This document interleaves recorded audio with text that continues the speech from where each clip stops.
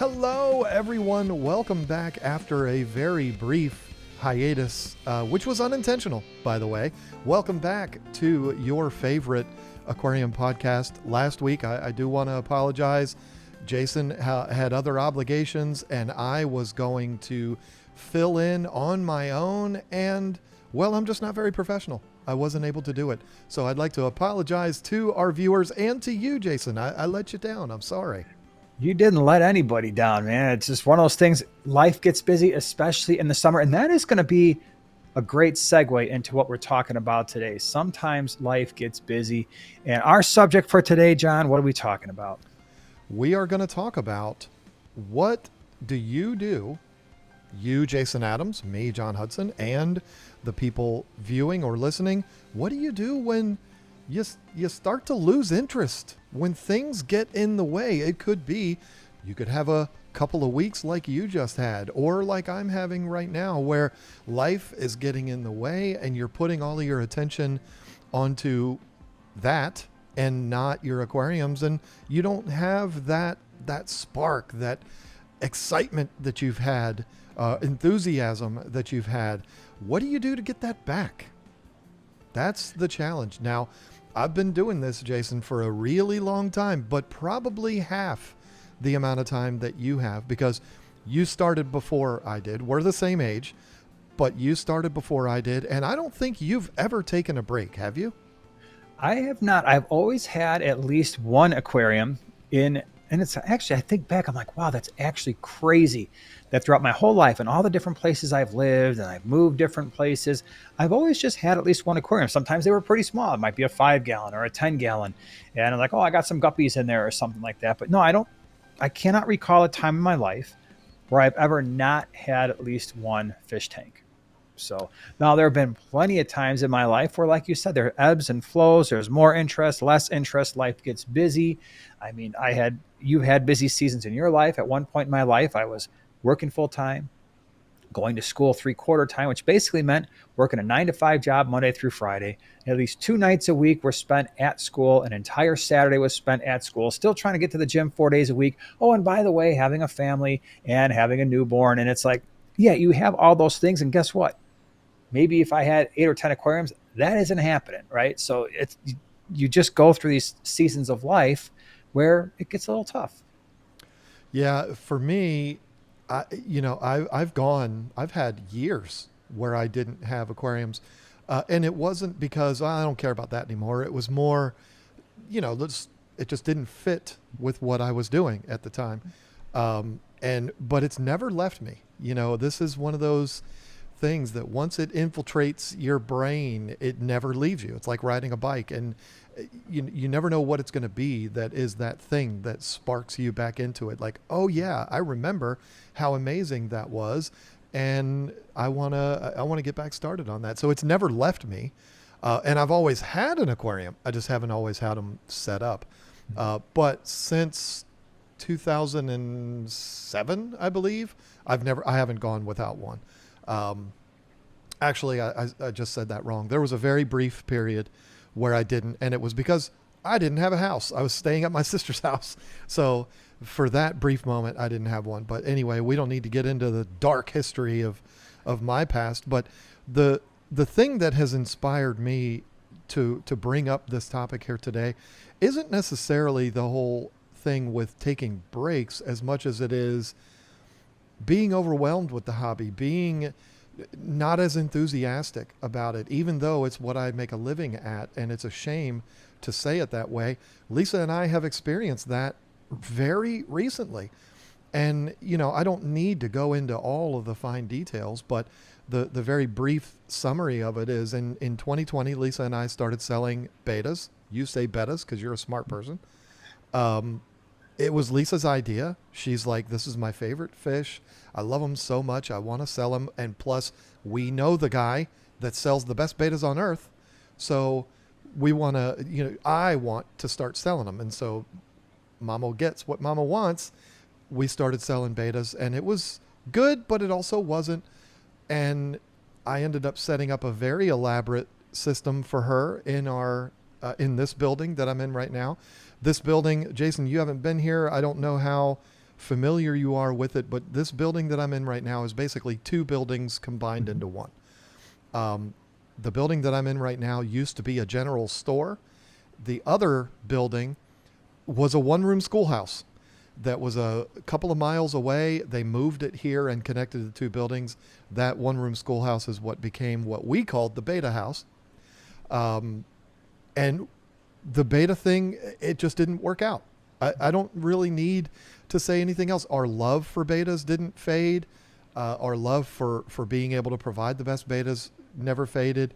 But what did happen was that distributor, that one that was the best in the world, tripled his prices. So that put a monkey wrench in things. We were never able to really find the replacement for the quality that he had, and we were not going to triple our prices to our customers. So we decided to get out of that side of our business. We didn't shut down KG Tropicals or the website. We just shut down the beta section, and we started selling live plants and live snails. And, it actually worked out really, really well. But the problem is we have this very large, fully consuming an entire room system on the wall, built in, looks beautiful, and it's just sitting there. And it was sitting there as a reminder every time we walked in the room. Hey, remember that thing that you failed at? And people have jumped to my defense and, you didn't fail. It was other circumstances. That's fine. But it was still a constant reminder. There's that thing that you used to do that you're not doing anymore. And if I'm going to be honest, it really did take the wind out of our sails. It made it to where it took a lot of the excitement out of this. But the light at the end of the tunnel is we made a decision a few weeks back that we're going to move past that. Finally, we're going to tear that system down. We're going to dismantle the whole thing and completely redo that entire room, building, whatever you want to call it. And we're in the process of doing that right now as we speak. And let me tell you what it's done. It has completely re-energized Lisa and I and gotten us so excited again, excited to a different level than we've been for the last couple of years. Our love for keeping aquariums has never gone away, but that spark, that excitement kind of left us because of that. But, it's back now. It's definitely back. And I was like, you know what? We need to talk about that. Not my situation, but we need to talk about that happening and what people can do. Because you don't have to go as extreme as Lisa and I have gone, where you're remodeling an entire room. But there are little things that can be done to snap you out of it, if you will, or snap you back into it. Sure. And again, it's a normal thing. And I think I like to equate fish keeping. When you first start, there is this almost for some people, like a euphoric thing. It's almost like when you get a new car or you meet somebody for the first time, or you have this major life event that is now different and better. And it's really, really exciting. So that's a normal thing. But I don't know how you feel necessarily, but over time, over a lifetime, it's really hard to replicate that. Just like if you met somebody and you fell in love with them and you were with them the rest of your life, you're not going to have those falling in love feelings again, ever. Yep. Right. And that's the same way it is with fish keeping. And so if you're somebody who's like, man, I remember when I first got into it, how super exciting. It's all I could think about. It's all I could study. It's all I could do. I totally get that, because I get obsessive about new things too, whether it's motorcycles, when I played guitar for a little while, or whatever it was when I was a kid, baseball cards. I'm the type of person 100% into the thing I'm into, obsessed with that thing. And then I learn all the stuff that I think I need to know about the thing. And then I kind of chill out a little bit. I find an equilibrium. And so if you're somebody who's struggling because you're feeling like, wow, you know what? I used to be super, super into it and super excited. And now the fish tanks are there, but they don't excite me the way they used to. My question to you would be, okay, but when you walk by them, do you still take an interest in them? Because at my point in my life, it's just one of those things. It's just part of my life. No, if I set up a new tank, am I going to get like overwhelmingly excited about it? No, because I've literally done it. I don't even know at this point in my life, 500 times, let's say, right? Yep. So it's not going to excite me the way it did when I first set up my tank when I was a kid. but it is going to be something that I'm going to enjoy. So I just want to say that from the start. You might not always feel that complete, just overwhelming obsession with the hobby, but you have to assess whether or not you still enjoy the hobby.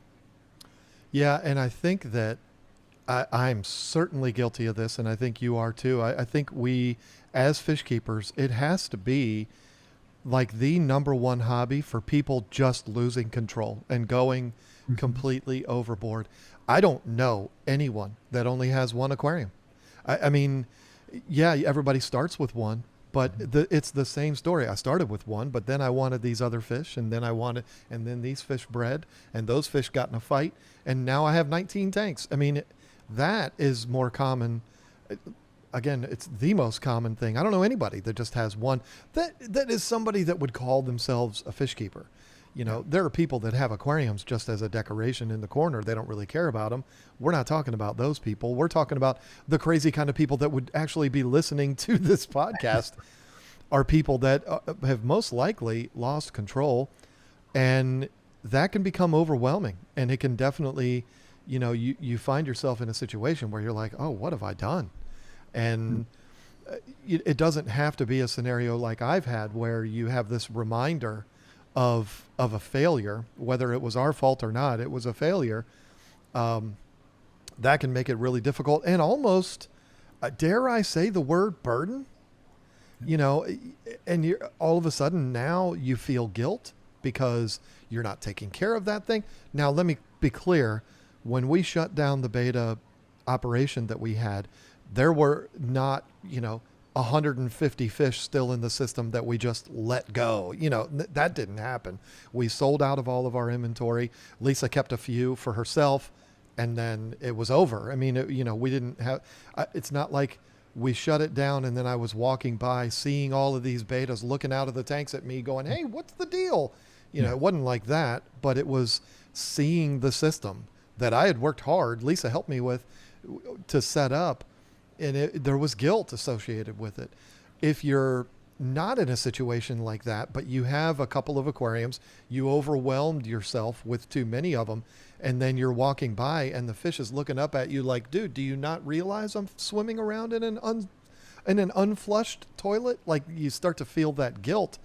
That can be the kind of thing that makes people just quit altogether. And I've been there. I will certainly admit, not recently, but in my past, I've been there. And it's like, I'm coaching soccer. I have little kids. I have this, I have that. And I work a full-time job. How can I do this?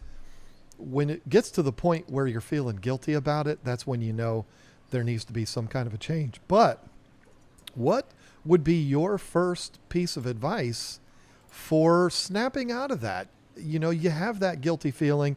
You're wondering, what can I do? It's no different than a relationship. Sometimes you need to spice things up. Take her out to dinner, buy her some roses, something like that to get that spark back. But what do you do for the hobby when you run into that? Kick her to the curb. Sometimes you have to. Well, that sounds really mean. You weren't expecting that, but no, all right, not so much, especially if you're married. That's not an option. But in the fish keeping hobby, I feel bad because some people, I think once they get into the hobby, once they get into the community, they start attending fish meetings or they're in the YouTube community. It's almost like you just can't say, I went too far.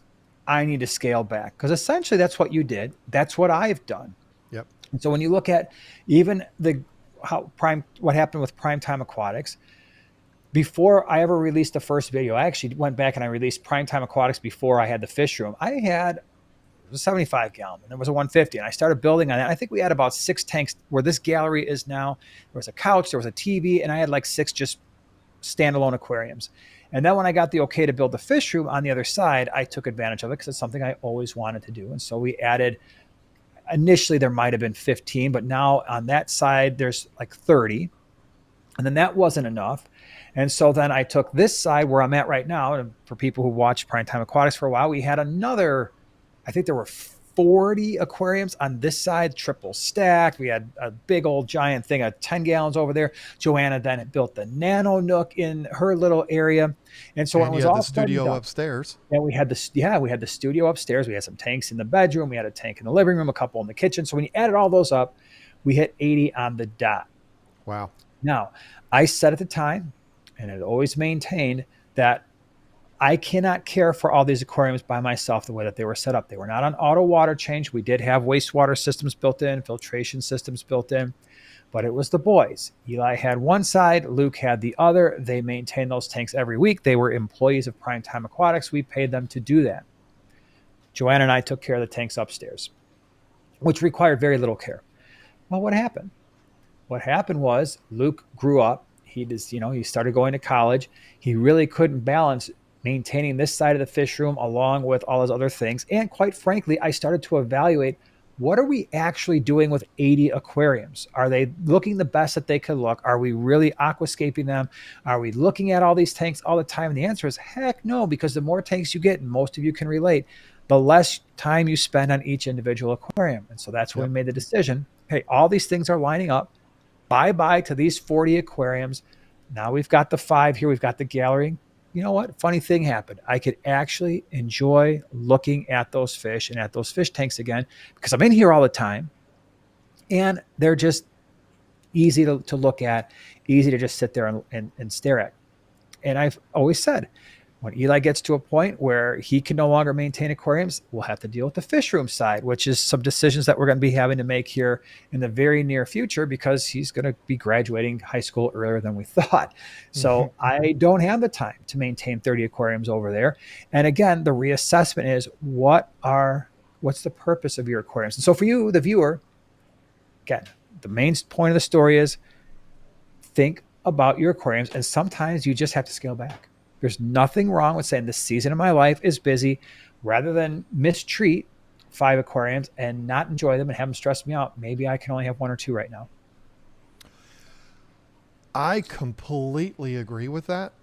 However, I'm going to take it a step further because I've got a little bit more of a radical idea that you've never done. So you can't, this is my thing. You can't talk about this, but I've done it several times and it has absolutely worked for me. And that's taking a break. Yeah. I know it might sound blasphemous because this is what we love, and how dare you even entertain the idea of taking a break? And I'm at a point in my life where I'm not going to take a break where I get out entirely, Right. but I've done it before, not intentionally. I mean, I've done it when we have moved or, whatever the situation is. The last time I took a break, again, not intentionally, was we moved. I mean, we just moved from one house in King George, Virginia to another house in King George. We had 5 kids living with us at the time. We had a grandchild on the way. They were coming home. My son and his wife had finished their 4 years in the Marine Corps, and they were coming home, and she was pregnant. They were going to be staying with us in our basement. So there was a whole lot happening, and it was like, well, I'm just not going to set them up again right away. Mm-hmm. But I got to tell you, after like 3-4 months, it was like, oh, something is missing from my life. Something is, and it was the aquariums. I had to get back in. And when I did, it was so exciting. And I started out with 1, and then it was 2, and then it was 5. And then, the whole process started all over again. I'm not proposing that people do like a clean sweep, get rid of everything, sell it all, obviously you'd have to get rid of your fish. Otherwise that's just mean, but to just let them go. But, shutting everything down, putting everything into storage, and just stepping away from it for a little bit. You say scale back, which I agree. Or it could be just stepping away completely, just for a little bit. Let yourself miss it again. Mm-hmm. And before you know it, you might be, it might turn out to be a bad thing because you end up with an entire building full of aquariums like Lisa and I have. But this is our life. I mean, this is what we do. So for us, it completely makes sense. And the reason why I bring this up is because I think too many people, and I've been guilty of this too, they feel like, well, if I'm not excited anymore, I just need to do another tank and that will excite me and that'll get the blood flowing again. That's how you end up in this situation to begin with, is by the solution to the problem is more of the thing that's become the problem. That could be a catastrophic mistake. So Yeah. I would absolutely agree with you. Maybe take a step back if it's become too much, or don't be afraid to take a break entirely and then come back full force. And it Yeah. might be a problem again, but you just deal with it again. Right. Yeah. Yeah. And I agree, because when you start adding new tanks just to get, re-get that initial excitement, that's no different than what people do when they're addicted to something, right? Sure. Where, a substance, and they're like, well, the first time I did this, it was really, really great. I just need more of the thing and then that will be better. So you do have to be a little bit careful there. But there are things you can do. There's a difference between being maybe burnt out and just, I don't know if I want to do the hobby anymore for a while, and just someone who is, okay, I've lost a little bit of excitement for the types of fish and the setups that I have, but I still really love the hobby and I still really want to be in it. I still have a really strong passion for it. At that point, I think we can turn our attention to, okay, well, what do we do in those cases? Well, and for me, I've got the perfect story for that. And while you were talking, I was actually looking, and I don't. There's not going to be any on screen right now, except for one's tiny bit of his head sitting right there. I did something. Now, long story is, way back in the day, I had Senegal bikers. I had two of them. They were awesome. Senegals only get like 12 inches. Awesome fish. They were really cool, but they were just kind of part of the hobby for me. But back in, I think it was 2020, it might have been 2021, I saw the large Enlacari and Lepredii bikers, Bashirs. People can call them whatever they want to call them. And I was just, it's not like I had seen them for the first time. I was familiar with these fish. I had kept Senegals in the past, but something about those fish struck me, and it was just like, whoa. And I didn't go home with them that day. I practiced what I preach. I didn't act on impulse, which I easily could have that day, but they were very expensive and, got to get mama's permission first. But it just so happened that Lisa was going back to the store. It's a long story that I saw these bikers at. And I was like, if you want to pick up those bikers while you're there, I'm not going to be mad at you. And she did. And let me tell you something. It is what got me, like, my excitement level was through the roof, and it still is. I mean, they have become my absolute favorites. I feel the same way about these three bikers that I have now as I do my dogs and cats. I mean, they are a part of my life and part of my family.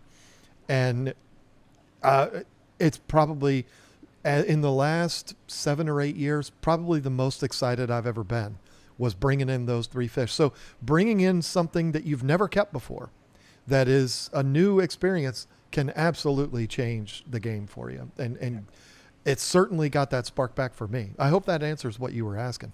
Absolutely. And so one of the things that you can do is consider changing the types of fish that you keep. And this is quite common. You'll see people, especially if they have a limited number of aquariums, as most people do, like, okay, I started out keeping standard community fish, and that tank, you start to lose them here and there, and you don't really want to replace them with the same types of fish. So now you start looking at, okay, well, what other types of fish can I keep based on my water parameters? And so around in my area, because we have harder water, it's not uncommon for people to go from community fish to be like African cichlids, and they will switch to those for a while, and then they'll realize, okay, well, they kind of do their thing, and they've got a certain personality, and they're full of color, and they're awesome, and a lot of them need larger tanks, but people get bored. And so the other thing too to consider, and I know it sounds kind of cruel, but I guess if we're being really honest, Yes, when you have a dog or a cat, you don't necessarily get bored of the dog or cat because it's got so much personality. It's your pet, right? You're not just Right. like, I'm bored of this kind of dog. Let me just give this dog away and get a different type of dog, right? No, Just let it nobody go. really does that because you form a true connection. I'm going Yep. to say something that maybe some people are going to disagree with. I generally don't form those types of connections with most of my fish. The fish behind you, I definitely would. When I had my Yeah. Oscar, when I had my tilapia, my big Geophagus, I've got the Raphael cat that I've had now for, I don't know, 18 years or something like that. I form connections with those fish because they've been with me for so long. They're a little bit larger, really personable. But if I had a community tank and it was filled with some, I love tetras. I've got a whole bunch of tetras back here, or some barbs, or some guppies. I'm not forming an emotional connection with those fish the way I would with these larger fish or with a dog or a cat or something like that. Hmm. And so if I were like, let's say, I'm kind of bored with this setup, there's a very strong possibility I could take those fish and move them to someone who would enjoy them. So, hey, put something out there on Facebook Marketplace. Do you have a tank that's established that you can care for these fish? Do you want them? They're yours, right? I'm not trying to sell them in that case, just trying to give them to a good home so I can switch up my aquarium. People do that all the time. In our fish clubs, it's just what people do, right? They Hmm. they breed certain fish for a while, they keep them for a while, and then they move those fish out to somebody else who hasn't had them before. And so I don't like the fact that when people do that, there are so many people in the hobby that look down upon them like, oh, you uncaring, horrible human being. I can't believe you took your wet pets and you just gave them away. That was a lifetime commitment. I'm What a sorry. That's not betrayal. the way. It's not the way it is in fish keeping. It's not. Now, Right. do I keep my fish for pretty much, do I give my fish away? No. Obviously, I've got that side of the business where we import fish, bring them in and sell them. But these fish that are back here in these tanks will probably live their entire lives back there, at least from the time I have them until the time they expire, Hmm. because they're my fish. So I'm not saying I'm going to do that to these aquariums. What I am saying is for a lot of people, it is common to take your fish, bring them to a pet store, bring them somewhere else, and just switch it out. That's just what fish keepers do. Especially if it's not bringing you that joy and that thrill anymore. In fact, again, personal story here. You and I talked about this just before we started recording. Lisa and I just last night, and I'm not making this up. This happened last night. We made the decision to do exactly what you're saying. And to some followers of KG Tropicals, this is going to be a disappointment, but to others, they're going to think, well, it's about time. We've we got into the world of saltwater a couple of years ago, um, and I have learned, as sad as I am to say it, I've learned it's just not for me. I mean, it's great, it's cool, but I have a lot on my plate, and for some stupid reason, yes, it is a stupid, I don't know why I thought this. I didn't think it was going to be as much work as it is. Uh, but the reality is that tank requires about 5 times as much work as the freshwater tanks that I have set up because I'm so familiar with freshwater. I know I can set them up in a way where they can, I do need to do water changes and things like that, but they're basically taking care of themselves. The saltwater tank, if you forget about it or if you neglect it at all, it's just going to fall apart and be a huge problem. So we made the decision that we're going to give those fish back to the fish store that we got them. We're going there in a couple of weeks to buy fish for a tank that Lisa's setting up, and that's what we're going to do. And I'm going to convert that saltwater tank to freshwater. And you know what? As blasphemous, I'm sorry to keep using that word, but as blasphemous as a lot of fish keepers would think this is to say, I'm really excited to, it sounds so horrible, but to get rid of those fish because I feel so guilty that they're not being taken care of the way they should be. And it's a huge relief for me. Somebody else is going to get those fish that's going to take care of them. We have this idea, perhaps, since we're good friends with the owner of this store, maybe he'll put them in one of his display tanks and they can live out the rest of their days there rather than going to another customer. That would be ideal, but we can't force them to do that. Who knows what's going to end up happening, but what I can promise you is they're going to get a better situation than what they have here. And that makes me feel good. And I get to convert that to freshwater, which is what I know. And I get to have a lot of fun doing all of that. So you want to talk about bringing the spark back. That's one of those things that's absolutely contributed for me. I can't wait to get away from that burden and also explore new, not new things, but a new tank. That's going to be fun.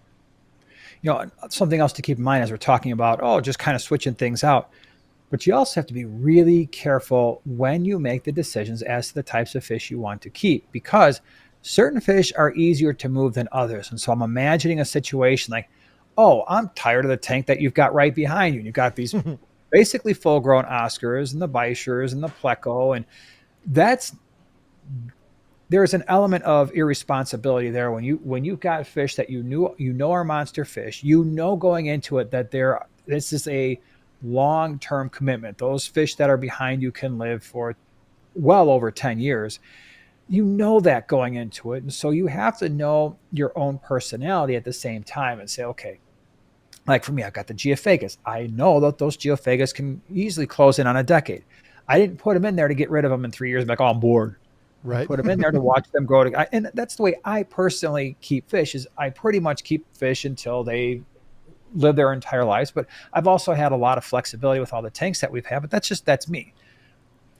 So if you're keeping larger fish, be aware of that when you decide you're bored with that and you want to go to a 125 gallon nano tank and get rid of all the big fish, not as easy to do. Be careful when you are picking out fish. So hopefully you don't get bored of your fish. Well, not only that, but it's also not very many people go to a fish store looking for full grown fish. Mm-hmm. So you think you're doing a good thing. Like, I'm going to take these 2 5-year-old Oscars that are, I don't know that Oscars can get any bigger. They're certainly not going to get any bigger than they are. How many people are going to a fish store like, I've always wanted a full grown Oscar that's 5 years old and on the second half of his life. Like, nobody's really going to want that. Now, bikers, they can go up to 30 years from what I've been told. They're like koi, they'll probably outlive me. But that's that's almost like taking on a tortoise. It's like, okay, y'all are going to need to figure out what to do with these bikers when I go. But yeah, I mean, maybe something obscure and oddball like bikers that are big at a fish store you might be able to get rid of. But I've never seen anybody walk into a fish store looking for a 12-inch Oscar. I mean, but there are people. I mean, if you think about it, if I wanted to add fish to this tank, I can't add 2-inch Oscars. So if I'm at a fish store and I wanted to replace the Oscar that we lost a couple of months ago, that would be ideal for me. But people like me are pretty rare. Most people want to buy them as babies like I did with these, watch them grow up and, so yeah, you might actually be really harming those fish by taking them back because nobody's going to want them. I know that sounds mean, but it's true. My saltwater fish, they're different because, they're not huge fish. They're basically the same size they were when I got them. So I don't have that kind of guilt. They'll sell if the store decides to sell them, they'll sell easily because they're very popular. It won't be a problem. The other thing that you can consider doing, we talked about switching up the fish. This is what, you talked about what's reinvigorating you, switching over to that saltwater tank. One of the things that really sparked a new fire for me was the tanks behind me here in the gallery. And that's because I got to aquascape them all. Normally, I relied 100% on Joanna, do all the aquascaping. I'm like, you just do the thing. I kind of gave her a vague idea of what I want, and then she would just take off and do it. She's very talented too. So yeah, well, thank you. But with the gallery, I was like, I'd really like to try to do this myself. And so that's what I started to do. And that, to me, it sparked a creative thing I didn't even know I had in me. I just wanted to see what I could do. And I'm not like clearly not a world-class aquascaper by any stretch of the imagination, but I just wanted to do something that I could call my own. I put the rocks in there. I put the wood in there. I put the plants in there. And the way they look now is because it's the way I set it up. So that's something to consider. If you are somebody who's like, man, I'm kind of in a lull here, take a small tank. It doesn't have to be a 125 gallon tank like I got behind me. It could just be a 5 gallon bag. You know what? I'm going to experiment with learning how to do aquascaping and using the use of rocks and wood and plants. And maybe the livestock isn't the main focus. It's the ecosystem that you build. And next thing you know, you're like, hey, I like this and I'm going to go ahead and try it 10 more times. And then you have a nano nook that's full of a bunch of nano tanks, and they're all Yep. beautifully aquascaped. Listen, I'm not just saying this because you're my friend, but it's real easy to look behind you at those tanks because they're beautiful. You did a great job with those. You don't give yourself enough credit for your aquascaping abilities. I haven't seen them close up. They might look like a disaster close up. I don't think so I hope though. not. They look good on camera here. So you did a fine job on that. I appreciate that. Thank you. But I that's still have a lot to learn. we always do. Similar thing for me. My Yellow Lab tank that I'm pretty sure I talk about in every single episode of this podcast had that same effect on me. It's just a simple stack of rocks, but it really transformed the look of not just that tank, but this entire room, and the leftover rocks went into the tank next to it. And that was a really, really cool thing. Exhausting putting all those rocks in there, but what an impact that had on the appearance, my pride, but then also the effect it had on the aquarium, because guess what? Now the Yellow Labs are breeding like crazy because they have places to do it. So, that was a simple tank that all I had in there, which is kind of something I've become known for, is just a few pieces of lava rock. It was really nothing. The lava rocks that have a hole cut through the middle of them. I had like 10 or 12 of those in a 240 gallon tank. To go from that to this elaborate as a stack of rocks can be, stack of rocks in there, and now there's breeding activity. It definitely energized things for me, for sure. And that's not starting over. That's not radical, but that's something that had a massive impact. Little things can make a massive impact and get you excited about it. And then it wears off a little bit, and then you got to do another thing to get you excited about it. And that process is just going to keep going over and over and over again. One of the things that I find in our clubs that get people excited and really keep them in the hobby for a lifetime is they like to breed fish, right? And so if you're not someone who's ever really gotten into breeding, or maybe you have, like, I've done guppies and I've done, some of the fish that are a little bit easier to breed, start expanding your horizons a little bit and push yourself a little bit. Maybe you get a fish that you've always wanted to breed, but it's going to take a little bit more effort. Maybe it takes spawning mops and they're egg scatterers, and you're going to need specialized fry food, and just experiment, see if you can do it. Because in our clubs, that is one of the things that keeps people going. It's like, oh my gosh, there's this new fish and I haven't bred it yet, so I'm going to try. Yeah, at that point, maybe they had a tank full of Galaxy Raspboras that they have to move out. No big deal. Everybody always wants those anyway. So they move out a bunch of Rasboras, they put in a Tetra, or they put in a Barb, or maybe some type of dwarf cichlid that's kind of rare. And they try to breed those things. And they just kind of cycle through and distribute fish throughout the clubs or swaps or pet stores. And it can be a lot of fun if you get those fish that are exciting to breed, that are a little bit more challenging, that aren't just going to spit out babies just because you've got males and females together. Having said that, though, even the easy ones are fun. I mean, it can become a problem like we've run into, but even the easy ones, one of the things that Lisa and I are doing with this new remodel, it's off camera here so you can't see it, but we used to have here to my left, your right, a 90 gallon and a 55 gallon, and they were both full of flavescent peacocks. I've talked about them before.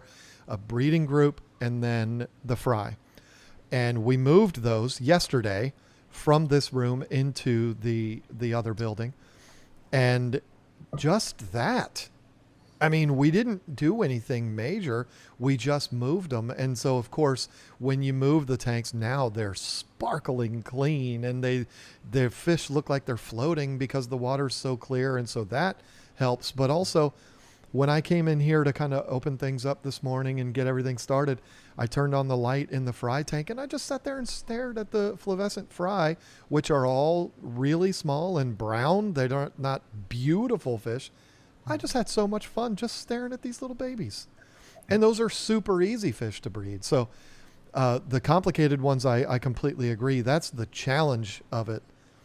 The easy fish to breed, the guppies, the African cichlids, you have the joy of being able to raise the fry, and aren't they so cute? You don't have the pride of the challenge that you might have with breeding some of those other ones, but it's still invigorating nonetheless because they're just the cutest little things. How fun is that? Yep. Something else you could do, experiment with your water parameters, right? So you could start setting up tanks that have different water parameters. Like for us, we've got pH close to 8, GH and KH close to 10 degrees for each one.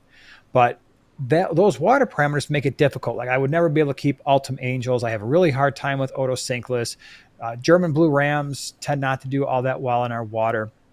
I can't breed a pistogramma other than maybe one type because the fry don't survive in our water for very long. But I've got an RO system, and if I wanted to, I could cut that tap water with RO, and all of a sudden, some of these fish that struggled, they would do a lot better. They would breed a lot more. It takes a little bit more experience. But again, if you're somebody who is in the hobby, you're like, man, I love the hobby, but I'm getting bored with some of the stuff I've been doing. Consider getting an RO unit and consider changing up those water parameters. Or if you've got soft water, maybe you get some Carib Sea African cichlid mix or some aragonite, and you start up and up, increasing that KH, the GH, and the pH, and be like, oh, now I can keep some other stuff that can open up a whole new world to you. Completely agreed. I'm at a place in my life where I don't want to mess with that. I just want to keep whatever fish are good in the water that I already have. But I completely get what you're saying, and I agree that can be fun. That's never really been my thing. I just don't want. It's one thing to put in a Carib Sea substrate that's going to alter your water parameters basically permanently. It's another to be mixing buffers and baking soda and salt and all of this stuff to buffer water to a certain level. Plus, you don't need to do that anymore with things like Fritz Cichlid Buffer and Rift Lake Buffer and all of that. But back in the day, they didn't have those. You had to basically mix it all up yourself. And sure, I understand and I appreciate the science behind all of that. But maybe I'm lazy. I don't know. I'd rather just keep it simple. And, they don't agree in my water. We won't keep them anymore. Don't get me wrong. That's how I feel too. I'm not doing that. I'm just saying for people who are bored, they want the science experiment. They really want to go deep into the hobby. That's an option for me. I'm with you. Every single tank we have has got the exact same water parameters. It's awesome. I'm sure you get these comments too. Those fish that you've got in these tanks together, they require different water parameters, but yet those same people would say nothing. I'll give you an example. I had the 150. I had a Frontosa and a Geophagus in the same tank. You can't do that. No, you can't. And it's crazy because they got along for years and years and years and years because neither one of them are very aggressive. They both eat the same foods, but the argument was the Frontosa coming from Lake Tanganyika and the Geophagus being a South American cichlid need very different water parameters, and therefore they're not compatible. And my counter argument to that was, so if I had put those fish in different tanks, you would have said nothing. But yet, all 80 aquariums in my fish room have the exact same water parameters. Dude, it's off subject, but I saw a tank. A guy showed me, it was like a tank like yours. It was like a 240 or something like that. He's showing me this tank that has been up and running for like 5 or 6 years. This was at the ACA. I am not kidding you. He had Geos, Severums, some less aggressive Mbuna, peacock cichlids, a freaking Midas cichlid, a green terror. He had all, and I'm looking at what would 90% of people be like, this is an abomination. It's not, and every one of these fish looked beautiful. And so I asked him, like, dude, how long have you had these fish together? He's like, last 5 or 6 years or so. Not a single nip fin. They all looked amazing. Now, I'm not telling all of you to go out and mix all these fish because you could absolutely have a problem. And I'm not saying I would do that, but what I am saying is what you think you know, question it, because there are people doing things in this hobby that are against the rules and, oh my gosh, this isn't supposed to work. And yet it can work, and it can work for a really, really long time.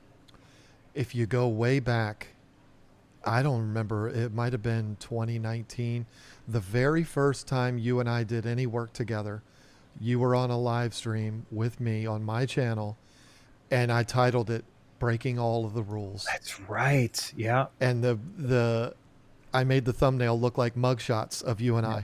I. That was a lot of fun because I completely agree. I mean, and I could get into, well, this is a Tanganyikan cichlid, the frontosa, and a South American, but they're not from South America and not from like Tanganyika. They've never seen those continents or continent, but Yeah. Yeah. this frontosa has never been to the continent of Africa. I mean, I'm making myself look stupid right now, but you know what I'm saying. They Yeah. were born and raised probably in a farm in Florida or in Indonesia or something like that, and Mhm. they've all been raised in the same water. So, again, doesn't make it a guarantee that everything's going to go well, but you've seen crazier things Yeah. than that. Uh, that's the kind of thing. I'm so glad you brought that up because that's the kind of thing that if I saw that would excite me. Like, I love that. First of all, I love that renegade break the rules. Who cares what other people say? Mhm. But I would love the idea of doing something that shouldn't be able to be done, Yeah. according to all of the experts on social media. And it's a perfect segue into what my next suggestion was going to be, which is social media is not always going to be the place that you should use for inspiration to get that spark back. It's great for that, but it can also be a problem because a lot of people are jerks. A lot of people do things that they shouldn't be doing. And it could be something that you turn to for inspiration and it actually turns you off of it. What I think is better is exposing yourself to, wow, that didn't sound right, but getting exposure for yourself to other people's aquariums. Or if you're like me and you don't have any friends that live in the same state as you, just going and exploring a fish store. Now, I understand not all fish stores are as beautiful as my favorite fish store, but how inspired was I when you and I walked through the fish gallery in Dallas? I know you were just there, Yep. but when we walked through that store a couple of years ago, I was just in awe and I could not wait to get home and do things with my aquariums and stuff like that. It Mhm. was so cool. Of course, the 20-foot wide tank in the back helped, but uh, I get so inspired when I'm around others that are doing this or when I see other people's setups and stuff like that. It's really hard for me because I live out in the middle of nowhere, but so I have to go other places like fish stores and stuff like that. But that's a great way.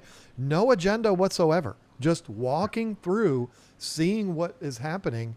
That can absolutely give you that spark. You could see that fish like the bikers for me that, just completely charge you and you're ready to go. That's a great way to do it. Maybe not all the time on social media, but in person, yes. Yeah. I was going to bring that up too. I'm glad you did. The community aspect. I don't know there, especially in the last 8 years or so, if I would have had I know I wouldn't have had nearly as much fun in the aquarium hobby if the people weren't there, right? So I belong to the Greater Chicago Cichlid Association, the Greenwater Aquarius Society, and I don't get to go to those meetings as much as I used to. But when I did, every month you're with like-minded people who are excited about certain fish. They're breeding certain fish. They're keeping certain fish. You're learning a new trick. They're discovering new things. Maybe you are too. You're sharing information. That is so much fun, along with the swaps that happen in our area. Again, not everybody has access to those things, but I'm telling you right now, if you have the opportunity to join a local fish club, you need to do it, because just having that community, yeah, you can get that from social media sometimes, but you also get all the bad stuff, right? You go on a Right. Facebook group and you ask a question and now someone's just giving you a hard time about something. That doesn't really happen in the fish clubs. Those are some of the nicest people I have ever met in just about every fish club I've ever been to. And I've had the opportunity, I know you have too, to speak at some of the clubs, and I've spoken at quite a few. And every time I go, everybody's so nice. And it's just refreshing to see. You go all around the country and it's the same thing that just keeps happening, where it's like, oh, just a group of fish nerdy people talking about fish. Yep. And it's nice to have that face-to-face communication. It definitely is. And I tell you, my favorite thing to do, and when we go to the big events, it's pretty much impossible for me to do this. But our closest aquarium club is 2.5 hours away from us in Raleigh, North Carolina. So it's not something that we get to regularly. I wished there was a club, 20 minutes down the road, but when you live where I do, that just doesn't exist. But when I go to every time I've ever been to an aquarium club meeting, I don't like talking to anyone. What I like to do is just listen to other people. Yeah. Even like just kind of that guy's talking to that guy and I'm just going to go listen to what they're saying. Yeah. And I'm not going to insert myself. I want to hear what these guys are talking about. And I don't mean in a creepy way. I just mean like hearing somebody talk very passionately about whatever it is that they're talking about, which is always going to be aquariums. If you're at an aquarium club meeting, that's a lot of fun for me. Just kind of listening to what everybody else is talking about. I'm not going to walk into a place like that and present myself as an expert. Everybody should ask me all the questions. No, I just want to be listening to everybody else. The first meeting I went to at the Raleigh Aquarium Society, I sat there and I just listened to Diana Walstead talking to somebody about the Walstead method. And I was just fascinated. I didn't talk to her at all other than, hi, how you doing? I just sat there and listened and it was amazing. You can pick up so much. And again, when you get home, it's like, all right, I'm fired up now. Let's go. Yeah. Let's do something. Yeah. And as we're making this, I just got back from the ACA, the American Cichlid Association, their annual meeting. It was combined with the International Betta Congress, the American Live Bear Association, the American Killifish Association. And I was with a buddy. We took the motorcycles down and he asked me, he's like, oh, are you doing any presentations or anything like that? I'm like, no, a lot of times I do. But these types of meetings, I'm like, I just like to come here, keep my mouth shut and my ears open and listen to all these people who eat and live and breathe fish. And they've been doing it a lot longer than I've been alive.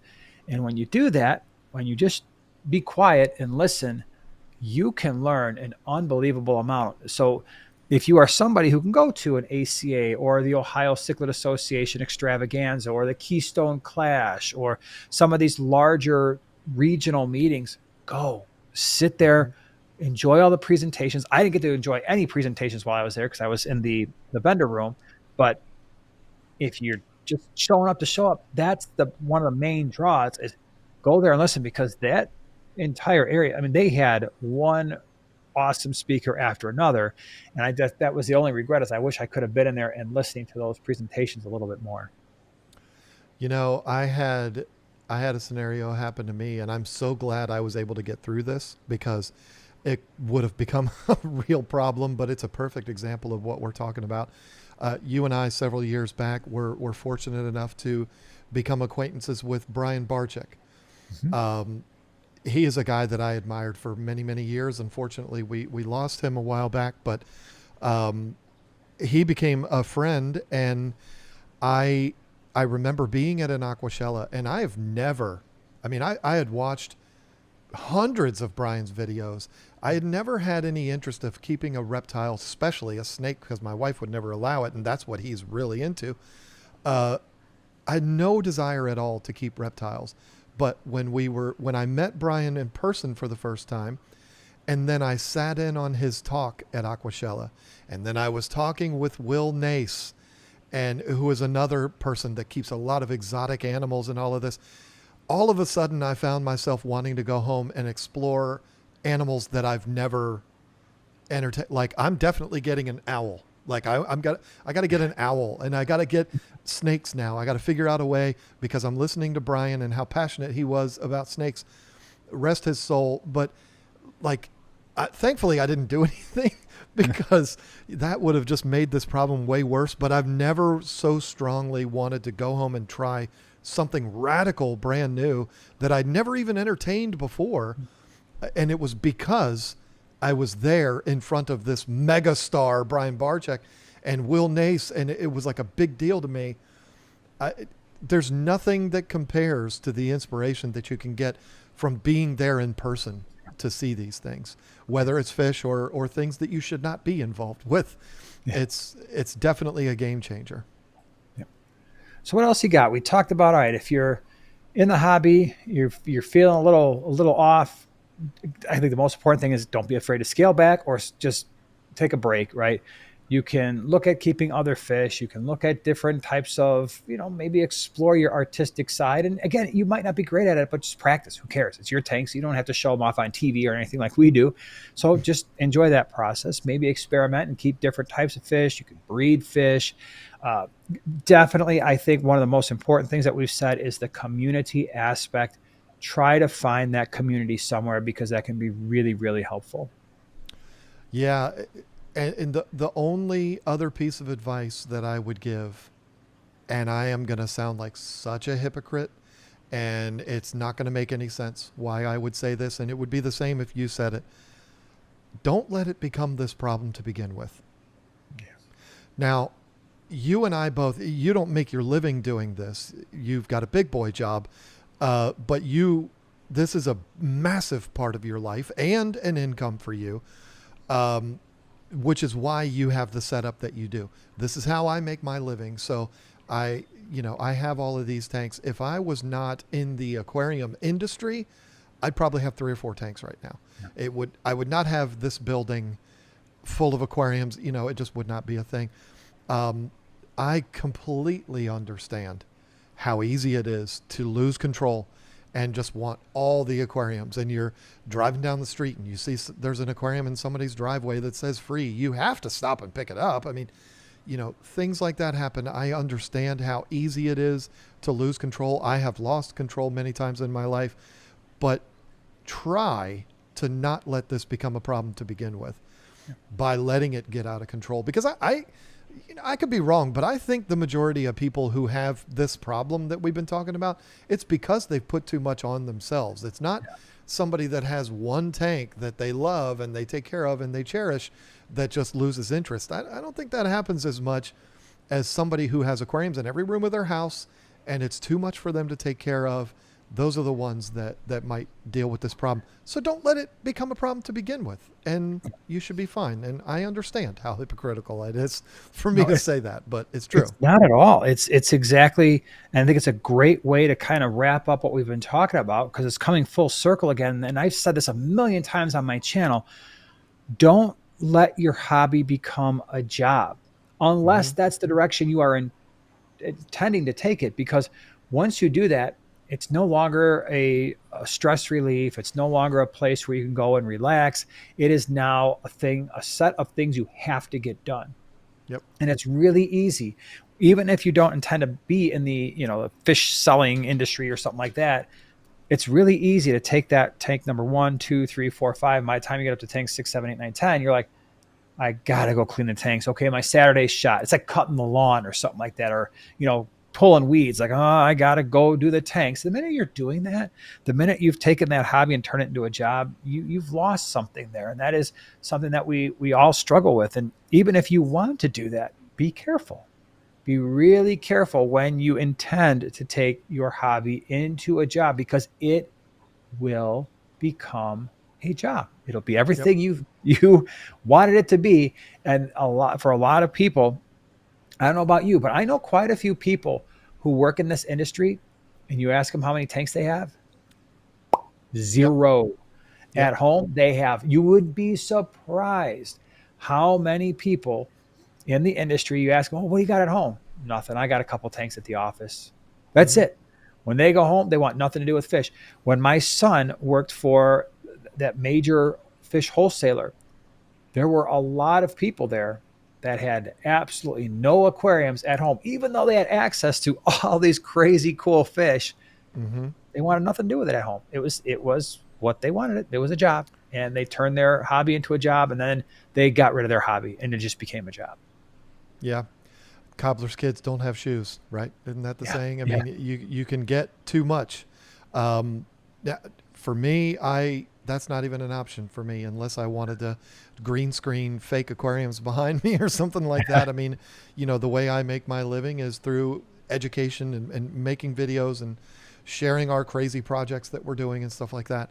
So I kind of have to do it, but that's okay because I love it. And so, but if I can remember a time where I was still out with my big boy job, fixing people's furniture and, working 10, 12, 14 hours a day, and then come home and it's like, oh man, I don't want to take care of these aquariums. That's too much. I mean, it can be really, really hard if you're in the position that I'm in. It definitely helps. But even with that, I still run into it where I come in here sometimes and I'm like, man, I really need to spend like 3 straight days out here. Just get this place perfect. I mean, it's tough. So I don't know that I will ever, for the rest of my life, be without an aquarium. I don't know that I'll ever have to do that. I'm done raising kids. That whole part is over for me. So I have the time to do it. I don't think I'll ever be without one. But I know that if Lisa and I retired and we downsized and I didn't set up any more tanks, I know it'd go a few months and I'd be looking at Lisa saying, okay, what's a good spot to put an aquarium? I would have to get back into it because you can't be away for long. It sticks with you forever. Yep. Once it's in your blood, man, it's there. Yeah, That's I right. agree with you. I seriously doubt there will be a time in my life where I don't have something, at least something, whether even if we retire and moved, I'd have to figure it out. To Northeast North Carolina, hopefully. That's probably not Northeast. I like the western side of North Carolina or the eastern side of Tennessee. Mountains. I need mountains in my life. All right, that's better than Chicago. So I mean, I could name probably 7,000 places that are better than Chicago, but I didn't mean it that way. I meant like you'd be closer to us, more convenient. Yeah. No, I meant it that way. Again, stand by what I said. There are literally maybe 70,000 places better than where I live, but oh well. Anyway, you got your own little piece of paradise there, so you're good. But yeah, just be looking. Yeah, at least maybe mid North Carolina. Maybe that we can compromise, and you can live out your days. But anyway, I have struggled to close these out, so I'm going to let you do it. I think we're at about that time. I don't know what there's more that we could say. Well, we would love to hear from you, of course. If you have been, faced that lull in the hobby, what did you do? What reinvigorated you to really kind of stay level and get back into it? But as always, thank you so much for being here. We're glad to be back. We're glad you're back. We will see you, we promise, next week. Same time, same place. Have a great week, everyone.